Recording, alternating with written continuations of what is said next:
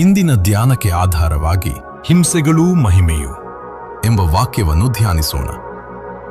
ಅವನನ್ನು ಹಿಡಿಸಿ ಅರಸನು ಸೆರೆಯವರನ್ನು ಕಟ್ಟಿಹಾಕಿಸುತ್ತಿದ್ದ ಸೆರೆಮನೆಯಲ್ಲಿ ಹಾಕಿಸಿದನು. ಅಲ್ಲಿ ಯೋಸೇಫನು ಸೆರೆಯಲ್ಲಿ ಇರಬೇಕಾಯಿತು. ಆದಿಕಾಂಡ 39:20.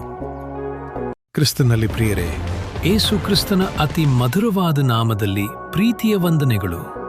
ಅನುದಿನದ ಆಹಾರ ಕನ್ನಡದಲ್ಲಿ ನಿಮ್ಮ ಆತ್ಮಕ್ಕೆ ಪ್ರತಿದಿನ ನೀಡುವ ಆಧ್ಯಾತ್ಮಿಕ ಆಹಾರವಾಗಿದೆ. ದೇವರ ವಾಕ್ಯವನ್ನು ದೈನಂದಿನ ಜೀವನದ ಅಂಗವಾಗಿಸಲು ಇಂದೇ ನಮ್ಮೊಂದಿಗೆ ಭಾಗಿಯಾಗಿರಿ. ನಮ್ಮ ಯೂಟ್ಯೂಬ್ ಚಾನೆಲ್ಗೆ ಸಬ್ಸ್ಕ್ರೈಬ್ ಮಾಡಿರಿ, ಸ್ನೇಹಿತರೊಂದಿಗೆ ಹಂಚಿಕೊಳ್ಳಿರಿ. ಕಡಲ ತೆರೆಯಡುವುದು, ಗಾಳಿಯ ಘೋರ ನಿಲ್ಲುವುದು, ಯೇಸುವ ನಂಬಲು ನೀ. ಕಡಲ ತೆರೆಯಡುವುದು, ಗಾಳಿಯ ಘೋರ ನಿಲ್ಲುವುದು, ಯೇಸುವ ನಂಬಲು ನೀ. ಹಿಂಸೆಗಳೂ ಮಹಿಮೆಯು.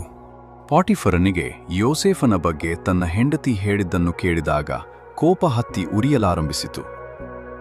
ಸಾಮಾನ್ಯವಾಗಿ ನೋಡುವಾಗ ಸೈತಾನನು ಅನೇಕರ ಹೃದಯಗಳಲ್ಲಿ 3 ವಿಧವಾದ ಅಗ್ನಿಯನ್ನು ಹತ್ತಿ ಉರಿಯುವಂತೆ ಮಾಡುವನು. 1. ಕಾಮ ಎಂಬ ಅಗ್ನಿ. 2ನೇಯದು ಹೆಮ್ಮೆ ಅಹಂಕಾರ ಎನ್ನುವ ಅಗ್ನಿ. 3ನೇಯದು ಕೋಪವೆನ್ನುವ ಅಗ್ನಿ. ಪಾಟಿಫರನ ಕೋಪದ ಪರಿಣಾಮವೇನು? ಯೋಸೇಫನ ಕಾಲುಗಳು ಕೋಳದಲ್ಲಿ ಬಿದ್ದು ಕಬ್ಬಿಣದ ಬೇಡಿಗಳಿಂದ ಬಂಧಿತನಾದನು. ಇದರ ಕುರಿತು 105ನೇ ಕೀರ್ತನೆ 18ರಲ್ಲಿ ಓದುತ್ತೇವೆ. ಯೋಸೇಫನ ಪರಿಸ್ಥಿತಿಯನ್ನು ನೋಡಿ ತನ್ನ ಒಡಹುಟ್ಟಿದವರಿಂದ ಗುಂಡಿಯೊಳಗೆ ಬಿದ್ದನು. ಗುಂಡಿಯೊಳಗಿಂದ ದಾಸನಾಗಿ ಮಾರಲ್ಪಟ್ಟು ಪಾಟಿಫರನ ಮನೆಗೆ ಬಂದನು. ಅಲ್ಲಿಂದ ಅನ್ಯಾಯವಾಗಿ ನಿಂದನೆಗೆ ಒಳಪಟ್ಟು ಸೆರೆಮನೆಗೆ ಬಂದನು. ಹೋಗುತ್ತಾ ಹೋಗುತ್ತಾ ಅವನ ಸ್ಥಿತಿ ಮೋಸಕರವಾಗುತ್ತಲೇ ಬಂತು. ಆದರೆ ಯೋಸೇಫನ ಬಾಯಿಂದ ಯಾವುದೇ ರೀತಿಯ ಗುಣಗಾಟ ಬರಲಿಲ್ಲ.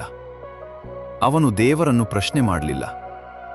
ಪ್ರತಿಯಾಗಿ ರೋಮಾಪುರದವರಿಗೆ ಬರೆದ ಪತ್ರಿಕೆ 8:28ರಲ್ಲಿ ಬರೆದಿರುವ ಪ್ರಕಾರ ದೇವರನ್ನು ಪ್ರೀತಿಸುವವರ ಹಿತಕ್ಕಾಗಿ ಎಲ್ಲ ಕಾರ್ಯಗಳು ಅನುಕೂಲವಾಗುತ್ತವೆ ಎಂಬುದನ್ನು ತಿಳಿದಿದ್ದನು. ಯಾವಾಗಲೂ ಅವನು ತನ್ನ ಬಾಲ್ಯದಲ್ಲಿ ಕಂಡ ಕನಸುಗಳನ್ನು, ದರ್ಶನಗಳನ್ನು ನೆನೆಸುತ್ತಾ ತನ್ನನ್ನು ತಾನೇ ಸಮಾಧಾನಪಡಿಸಿಕೊಂಡಿರಬಹುದು. ಆ ನಂಬಿಕೆಯ ಬೆಳಕು ಕಷ್ಟಗಳನ್ನು, ಹಿಂಸೆಗಳನ್ನು ತಾಳ್ಮೆಯಿಂದ ಸಹಿಸಿಕೊಳ್ಳುವಂತೆ ಅವನನ್ನು ಬಲಪಡಿಸಿತು. ಒಮ್ಮೆ ಐಗುಪ್ತ್ಯದ ಸರ್ವಾಧಿಕಾರಿಯಾಗಿದ್ದಾಗ ತನ್ನ ಸಹೋದರರು ಮಾಡಿದ ದ್ರೋಹವನ್ನು ಫರೋಹನ ಅರಮನೆಯಲ್ಲಿರುವವರು ತಿಳಿಯಕೂಡದೆಂದು ಅವರೆಲ್ಲರನ್ನೂ ಹೊರಗೆ ಹೋಗುವಂತೆ ಹೇಳಿದನು. ತನ್ನ ಸಹೋದರರು ಮಾಡಿದ ತಪ್ಪನ್ನು ಅವನು ಯಾರ ಬಳಿಯಲ್ಲಿಯೂ ಹಂಚಿಕೊಳ್ಳಲು ಇಷ್ಟಪಡಲಿಲ್ಲ. ದೇವಸೇವಕರಾದ ರಿಚರ್ಡ್ ಉಬ್ರ್ಯಾಂಡ್ ಎಂಬುವರು 14 ವರ್ಷ ರುಮೇನಿಯಾ ದೇಶದ ಸೆರೆಮನೆಯಲ್ಲಿ ಕ್ರಿಸ್ತನಿಗಾಗಿ ಪಟ್ಟ ಯಾತನೆಯನ್ನು ಪುಸ್ತಕ ರೂಪದಲ್ಲಿ ಬರೆದಿರುವರು. ನೀವು ತಪ್ಪು ಮಾಡಿ ಅದರ ನಿಮಿತ್ತ ಬಾಧೆಯನ್ನು ಅನುಭವಿಸಿದರೆ ಅದು ಆಶೀರ್ವಾದವಾಗಿ ಮಾರ್ಪಡಲು ಸಾಧ್ಯವಿಲ್ಲ.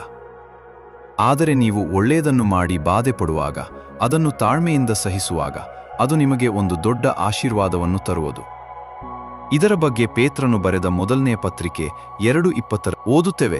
ಹಾಗೂ ಮತ್ತಾಯನು ಬರೆದ ಸುವಾರ್ತೆ 5:11-12ರಲ್ಲಿ ನೋಡುವಾಗ, ನನ್ನ ನಿಮಿತ್ತವಾಗಿ ಜನರು ನಿಮ್ಮನ್ನು ನಿಂದಿಸಿ ಹಿಂಸೆಪಡಿಸಿ ನಿಮ್ಮ ಮೇಕ್ಲೆ ಕೆಟ್ಟ ಕೆಟ್ಟ ಮಾತುಗಳನ್ನು ಸುಳ್ಳಾಗಿ ಹೊರಿಸಿದರೆ ನೀವು ಧನ್ಯರು. ಸಂತೋಷಪಡಿರಿ, ಉಲ್ಲಾಸಪಡಿರಿ, ಪರಲೋಕದಲ್ಲಿ ನಿಮಗೆ ಬಹಳ ಫಲ ಸಿಕ್ಕುವುದು ಎಂದು ಕ್ರಿಸ್ತನು ಹೇಳಿರುವನು. ನೆನಪಿಗೆ ಆದಿಕಾಂಡ 39:21. ಯೆಹೋವನು ಯೋಸೇಫನ ಸಂಗಡ ಇದ್ದು ಇವನ ಮೇಲೆ ಕೃಪೆಯನ್ನಿಟ್ಟು ಅವನಿಗೆ ಸೆರೆ ಯಜಮಾನನ ಬಳಿಯಲ್ಲಿ ದಯೆ ದೊರಕುವಂತೆ ಮಾಡಿದನು. ದೇವಮಕ್ಕಳೇ, ಸತ್ಯಕ್ಕಾಗಿ ನೀವು ಹಲವು ಬಾಧೆಗಳನ್ನು ಅನುಭವಿಸುತ್ತಿರಬಹುದು.